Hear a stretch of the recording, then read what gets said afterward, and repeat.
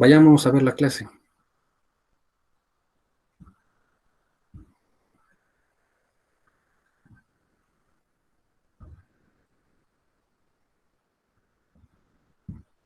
Ya. Esto ustedes pueden encontrarlo en la página de Jimdo, así que pueden entrar cuando ustedes tengan tiempo para revisar.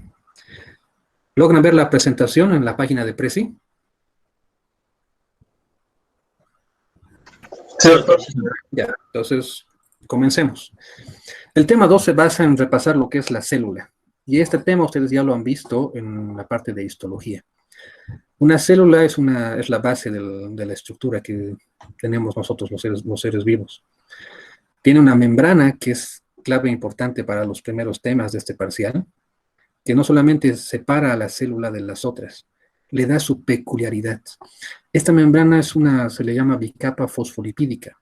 Es una membrana que se mueve. Entonces vamos a ir viendo poco a poco cuál es la estructura de una célula y cada parte vamos a ir recordando lo que hemos visto en histología.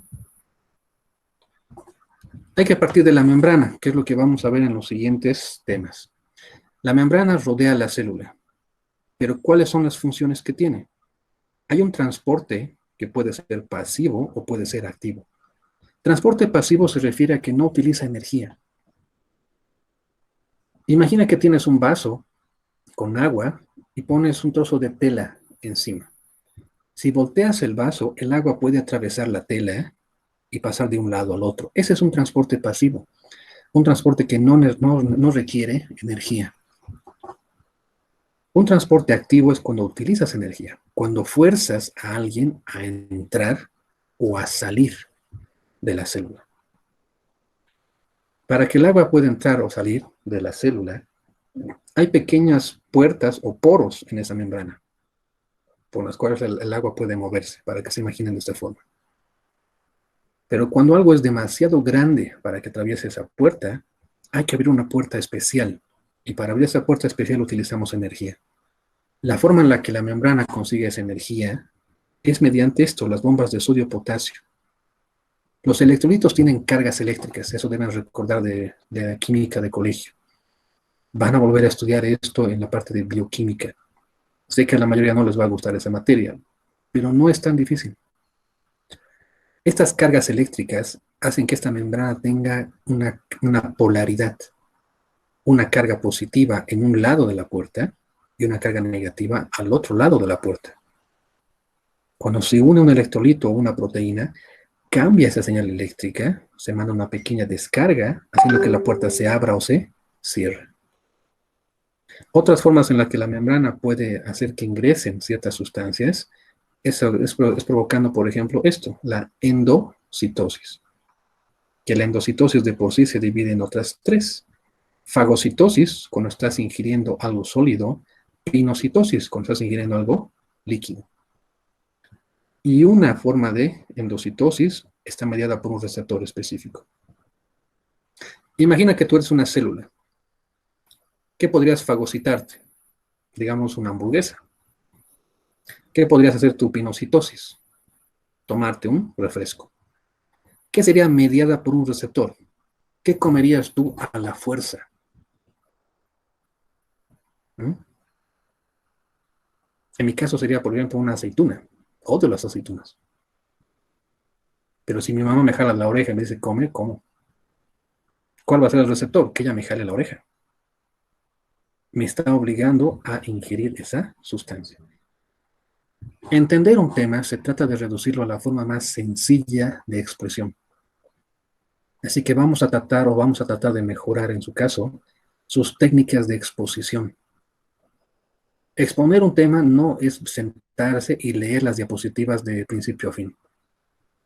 Cualquier docente que llegue y vea que solamente estás leyendo las diapositivas, va a pensar que no sabes el tema o que tú no lo preparaste. Y como tú no lo preparaste o tú no sabes el tema, la nota va a ser bastante baja. Cuando realmente has entendido un tema, puedes reducirlo a la forma más sencilla de expresión. Mi doctor decía que era como explicarle algo a un niño de 5 años y que él te entienda. Eso demuestra que sabes un tema. Y ya que ustedes van a tener que exponer los temas, van a tener que ver la forma de explicarlos de la forma más sencilla. Así que en las siguientes semanas vamos a ir refinando un poco cómo es que hacen sus presentaciones. Cuáles son las reglas, por ejemplo, del 6x6. Una diapositiva, 6 líneas. Cada línea con 6 palabras. No es saturar toda la pantalla de palabras.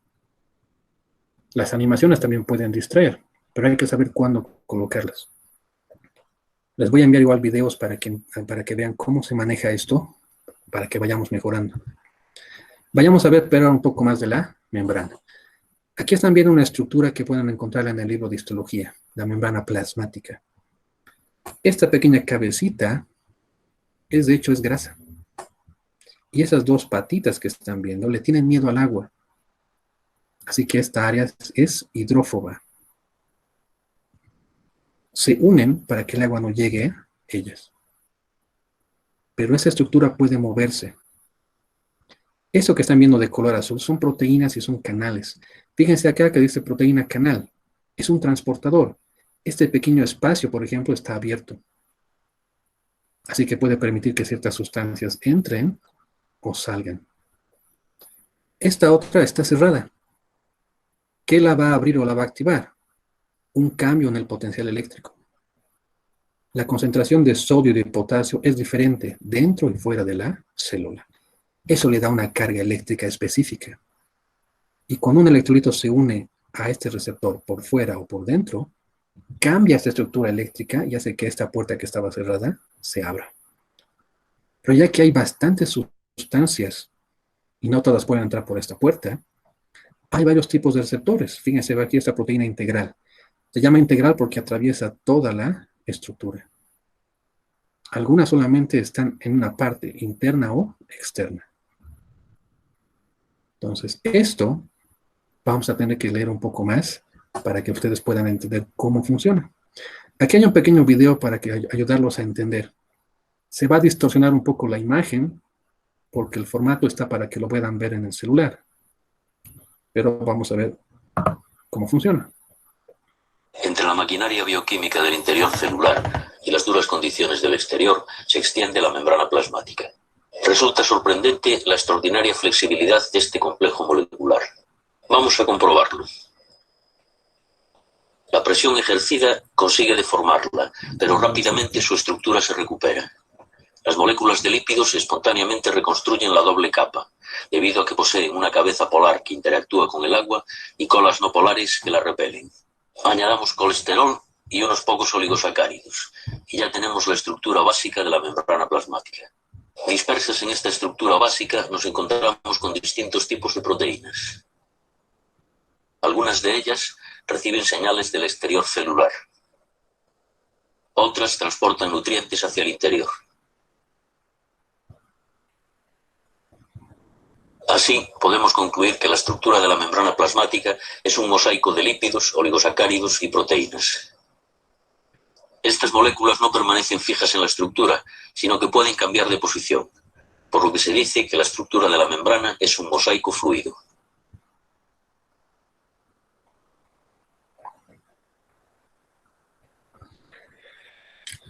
Ya. Entonces, solamente es para que ustedes vayan recordando lo que han visto en histología. Es este diseño que vamos a ir estudiando poco a poco en las siguientes 2 semanas. Vayamos a ver otros componentes, el citoplasma. El citoplasma es lo que está dentro de la célula, lo que la membrana está rodeando y está protegiendo. Pero no es una sustancia líquida como tal, tiene un esqueleto. Esta estructura que están viendo, estos microtúbulos, es un armazón que le permite a la célula mantener, por ponerlo así, su forma. Es como el esqueleto que ustedes poseen. Ayuda a que sus músculos tengan una posición y que ustedes no caigan aplastados en el suelo. Esta estructura interna, ustedes tienen que empezar a imaginarla, porque es lo que se va a adaptar. Y cuando veamos el tema de mañana de mitosis y meiosis, van a ver cómo esta estructura cambia y permite incluso la mitosis celular. Aquí hay otro video para ayudarles a recordar. Les repito que el tema de hoy solamente es para recordar lo que han visto en los semestres anteriores.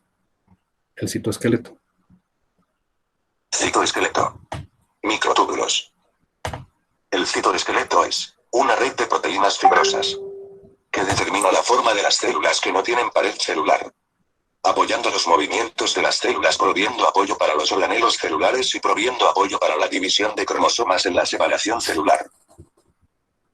Los tres tipos de proteínas fibrosas que constituyen el citoesqueleto son microtúbulos gruesos, microfilamentos delgados, y filamentos de tamaño medio.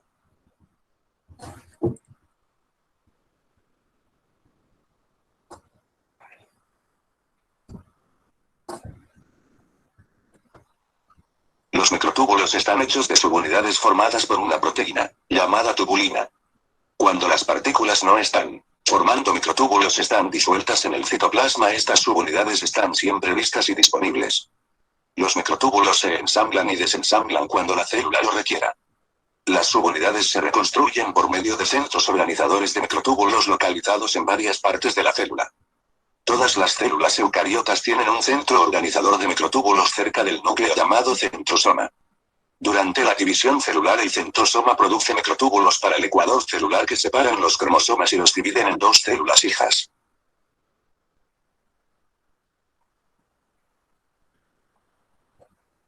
En las células animales aparecen organelos llamados centriolos localizados por el centrosoma. Los centriolos son cortos y en forma de anillo con 9 tripletes de microtúbulos formando un tejido de sostén.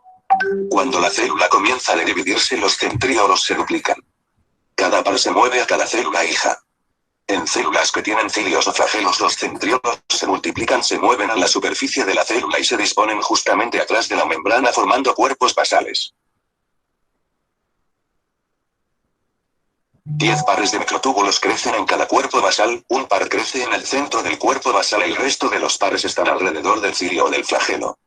Existe una cavidad en el centro del microtúbulo y la envoltura está unida por proteínas motoras, que la hacen mover. Y el cruzamiento de las proteínas motoras hacen que los microtúbulos se flexionen.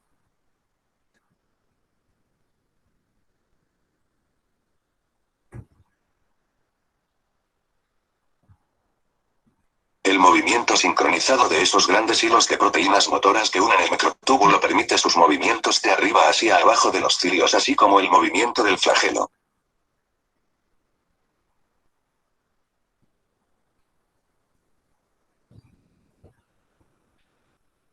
Los cilios, como pestañas, son una estructura más de la membrana celular.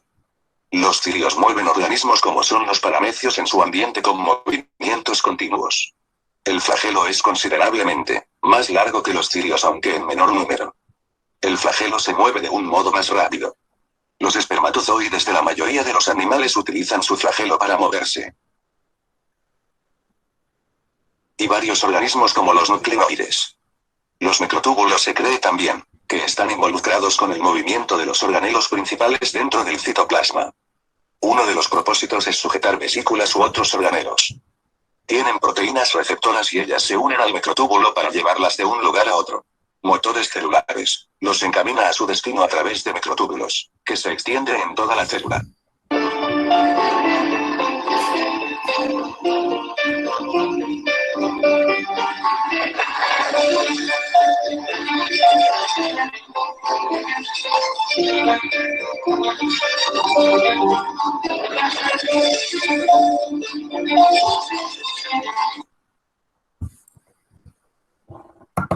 Ya.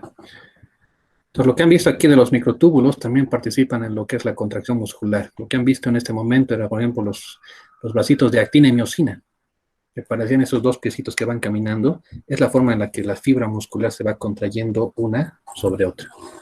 Vamos a tocar ese tema cuando estemos viendo fibras musculares, así que, les repito, todo se deriva de estos primeros 4 temas.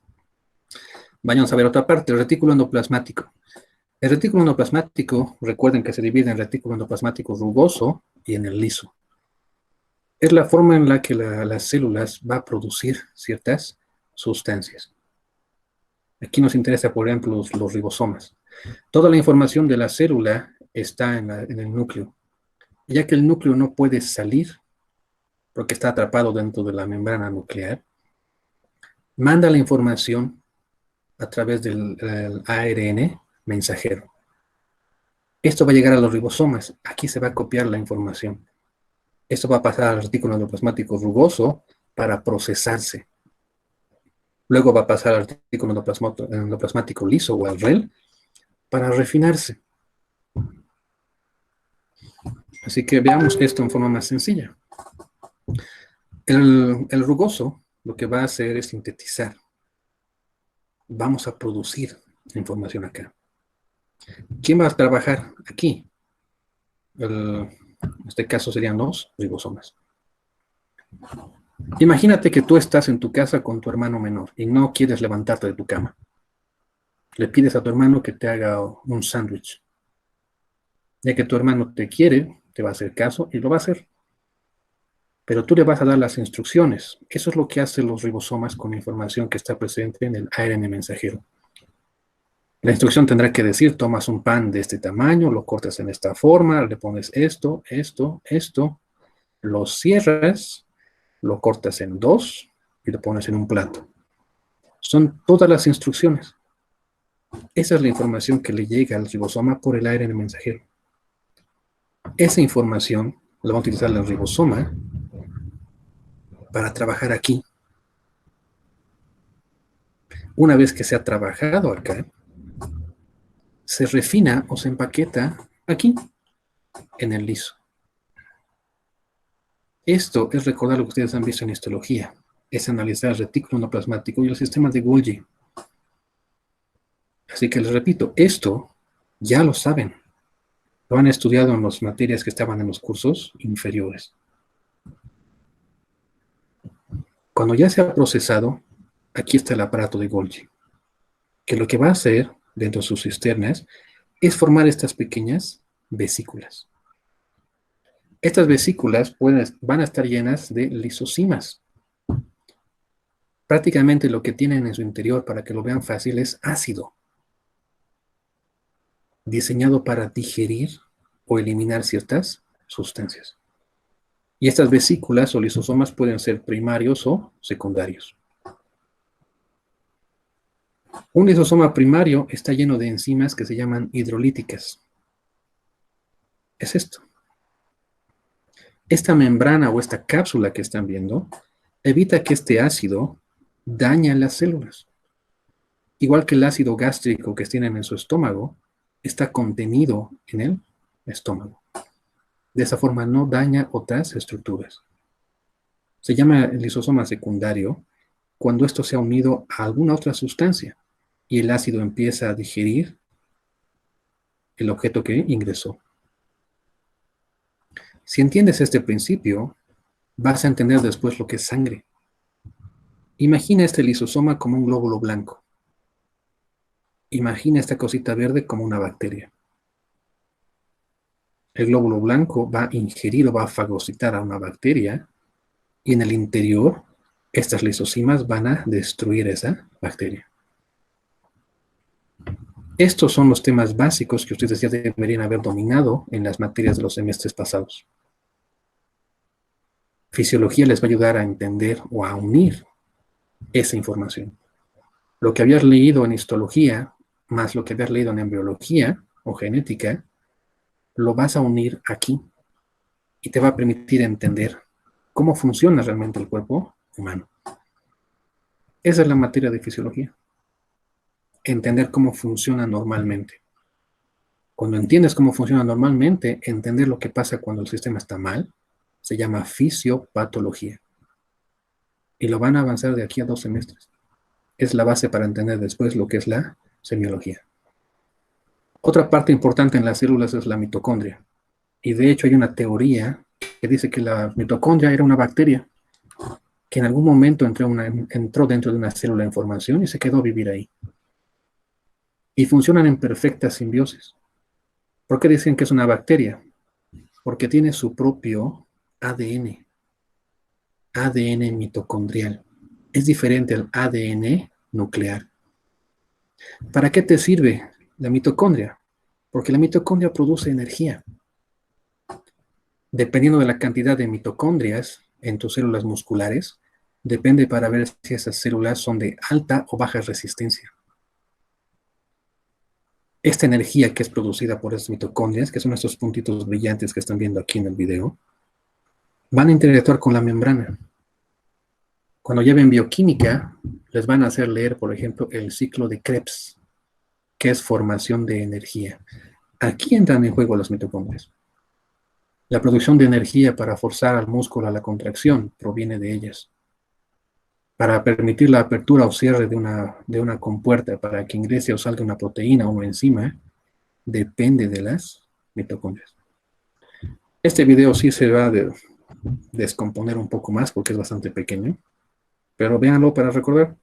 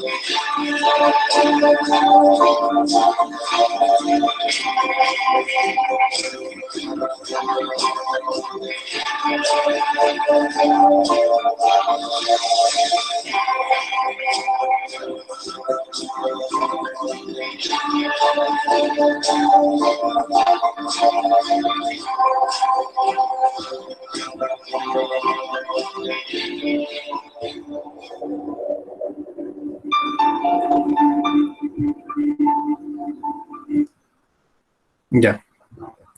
Pues lo repito, solamente es para que empiecen a recordar los temas que han llevado en los semestres pasados. Ya estamos casi por terminar, así que vamos a revisar. Me están escribiendo de que no pueden conectarse o entrar a la sala, así que eso es porque el sistema ha colapsado o está saturado. Analicemos un poco lo que es el núcleo. En el núcleo está toda la información y vamos a volver a tocar este tema el día de mañana. La información en el núcleo se encuentra escrita o guardada en su ADN, que es ácido desoxirribonucleico. Está tan condensada en el interior del núcleo que no puede salir. Así que la información que sale del núcleo y que llega al ribosoma es el ARN. Es una copia pirata, si quieren ponerlo así, que logra salir a través de los poros de la membrana. Esta membrana del núcleo tiene una característica. Puede adaptarse cuando la célula va a dividirse. Eso es debido al esqueleto que tiene. Vamos a ver o vamos a recordar un poco de esto el día de mañana cuando veamos la mitosis y la meiosis. Dentro del núcleo, normalmente hay, por ejemplo, un nucleolo que está invisible casi todo el tiempo. Solamente cuando entramos en lo que es la división celular, el nucleolo se condensa y se hace visible. Entonces, para que recuerden un poco lo que han visto, vean esto. El núcleo ocupa habitualmente la parte central del citoplasma en una célula eucariota. Está formado por una envoltura nuclear, que es una doble membrana atravesada por poros nucleares que regulan el flujo de materiales entre el núcleo y el citoplasma. La parte externa de la membrana tiene ribosomas adheridos, mientras que la interna posee unos filamentos proteicos que constituyen la lámina fibrosa. El contenido del núcleo, denominado nucleoplasma, está formado por una solución coloidal compuesta por una gran variedad de principios inmediatos, especialmente nucleótidos y enzimas, implicados en la transcripción y replicación del ADN. Inmersos en esta solución se encuentran la cromatina y el nucleolo. La cromatina es un agregado de ADN y proteínas de pequeño tamaño denominadas histonas. Durante las etapas del ciclo celular, la cromatina presenta diferentes niveles de compactación. El primer nivel consiste en la asociación del ADN con un agregado proteico de la que resultan los nucleosomas. La estructura que forman recibe el nombre de collar de perlas. Durante el segundo nivel de compactación, la fibra recibe el nombre de solenoide. La fibra sigue enrollándose sobre sí misma en sucesivos niveles hasta adoptar la forma de cromosoma que corresponde al quinto y último nivel de compactación. El ADN es el portador del mensaje genético de cada individuo. Se encarga de transmitir de generación en generación toda una serie de características morfológicas y fisiológicas. El ácido desoxirribonucleico se halla en el núcleo de cualquier célula de los seres vivos. La estructura molecular del ADN es una doble hélice formada por dos cadenas antiparalelas de nucleótidos. Estos se componen de la desoxirribosa, un fosfato, y una base nitrogenada que puede ser adenina, guanina, citosina o timina. Ambas cadenas se unen por puentes de hidrógeno que se establecen entre las bases nitrogenadas. Debido a la complementariedad existente entre estas bases, la adenina solo puede unirse a la timina y la citosina a la guanina. A partir de las múltiples combinaciones posibles entre estas cuatro bases nitrogenadas, se estructura la información genética de cada individuo. Esto vamos a volver a ver mañana, aunque solamente estamos ahorita repasando a modo general. ¿Hasta aquí alguna pregunta?